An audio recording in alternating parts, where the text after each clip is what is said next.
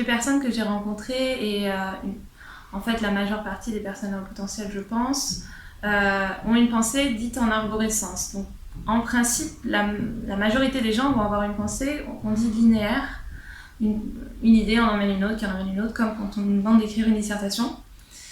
Et chez les personnes au potentiel, le fonctionnement par défaut, c'est pas celui-là.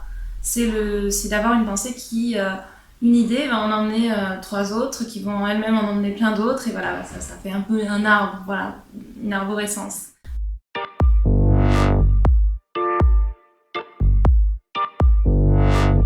Chez beaucoup de personnes au potentiel, le rapport aux autres peut être assez compliqué par le fait que très jeune, on va se sentir un petit peu en décalage. Et ça va être des petites choses, des réactions que autour de nous, nos camarades vont trouver totalement inappropriées, vont nous le faire remarquer, des centres d'intérêt qui sont pas de nos âges. Souvent, les adultes nous disent que c'est pas de nos âges. Une façon de s'exprimer aussi, des fois, qui peut être pareil, pas de nos âges. Donc, en fait, le fait de grandir comme ça, avec cette notion que, ok, il y a un décalage, ok, je suis bizarre par rapport aux autres, le problème c'est moi, puisqu'on me dit que c'est pas comme ça normalement. Nécessairement, dans le rapport aux autres, ça peut conduire à des difficultés. C'est le fait de porter un masque. Vraiment, dans le rapport aux autres, en fait, on va jouer un rôle. On va jouer le rôle que l'autre personne attend pour compenser ce fait qu'on a le sentiment de ne pas être dans la norme. Et pour moi, c'était lisser le plus possible ma personnalité. De surtout pas faire de vagues parce que si j'avais l'air un petit peu trop délurée ou je pourrais peut-être me faire remarquer et ce serait bizarre. Et du coup, ne pas assumer du tout ce que j'étais de peur que les gens me trouvent bizarre.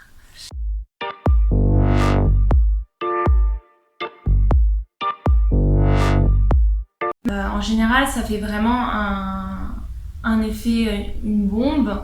Parce que oui, soudainement, on comprend en fait que ce qu'on trouvait bizarre, ce qu'on trouvait pas normal dans nos réactions, en fait, on comprend d'où ça vient, comment ça fonctionne. Et à partir de ça, en fait, vu qu'on comprend l'origine des choses, on peut commencer enfin à le contrôler. Donc finalement, moi je pense que le diagnostic, en tout cas, ça aide énormément quand on se pose des questions, quand on sent qu'il y a un décalage et qui nous pose problème. À ce moment-là, mettre un mot sur cette différence, c'est hyper libérateur.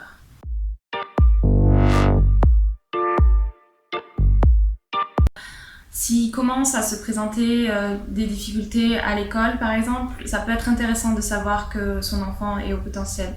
Déjà, ça peut être intéressant parce que l'école peut mettre en place aussi des choses pour s'adapter. Et tout simplement, ça permet aussi à ce que l'enfant se sente compris. Et donc voilà, je pense que ça peut éviter ce genre de parcours où on va grandir en se sentant bizarre et en ne comprenant pas d'où ça vient.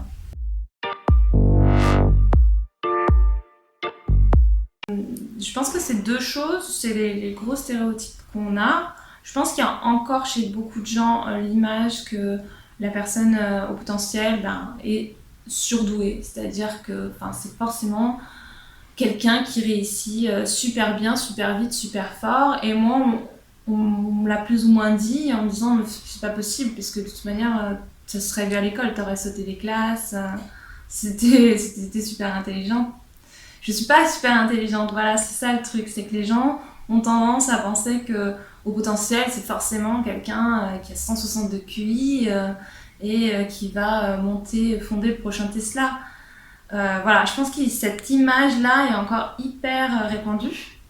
Et après, il y a son total opposé qui veut que du coup, les personnes au potentiel sont forcément torturées. Ça se retrouve beaucoup en fait dans des groupes liés à ça. Parce que oui, il peut y avoir des malaises en fait. Et à un moment, on a envie d'en parler.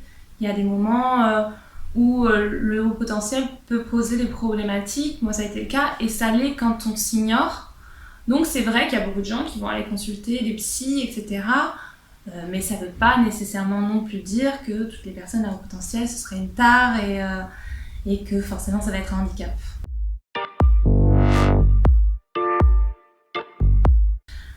Alors je pense qu'il faut lire tout ce qu'il y a sur le sujet. C'est toujours génial parce que c'est ce qui pour beaucoup d'entre nous a permis de faire une première identification. Si ça éclaire quelque chose, je pense qu'il ne faut pas avoir honte, peur d'en parler. Il faut en parler aux bonnes personnes, aux personnes qui sont au courant de ces sujets-là. Donc il existe des groupes de haut potentiel sur Facebook ou quoi. Il y a des associations aussi, il y a l'association Mensa, mais il y a des associations aussi locales.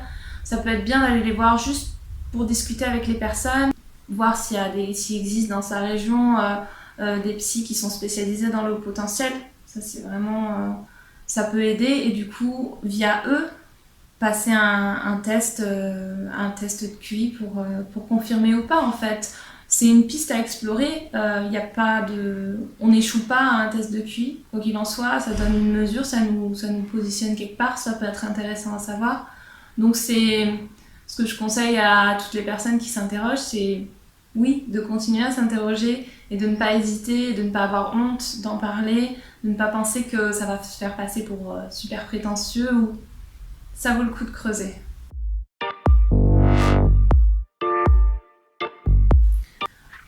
Je pense que je m'adresse clairement à des personnes qui se poseraient des questions, que ça vise à dédramatiser le sujet aussi, à dire voilà, il y a ces particularités chez les uns, chez les autres. Et vous voyez finalement, toutes les personnes que j'ai interrogées, elles ont toutes des profils et des vies différentes.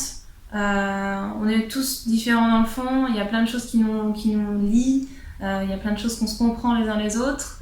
Je me suis souvent dit que j'étais totalement inadaptée, que j'allais pas y arriver. Et que ça finalement, le fait de me comprendre m'a fait me dire que on peut, voilà, rien n'est figé et on peut tirer le meilleur de soi-même.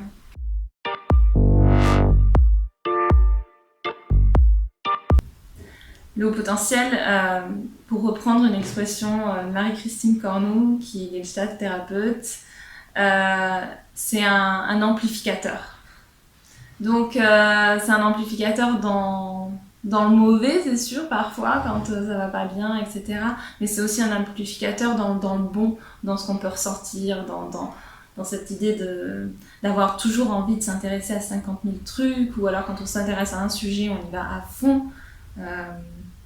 Pour moi, c'est pas nécessairement une chance, mais vu que c'est quelque chose qui fait partie de nous, autant en faire une force. Et c'est comme ça que j'ai envie de le voir en tout cas.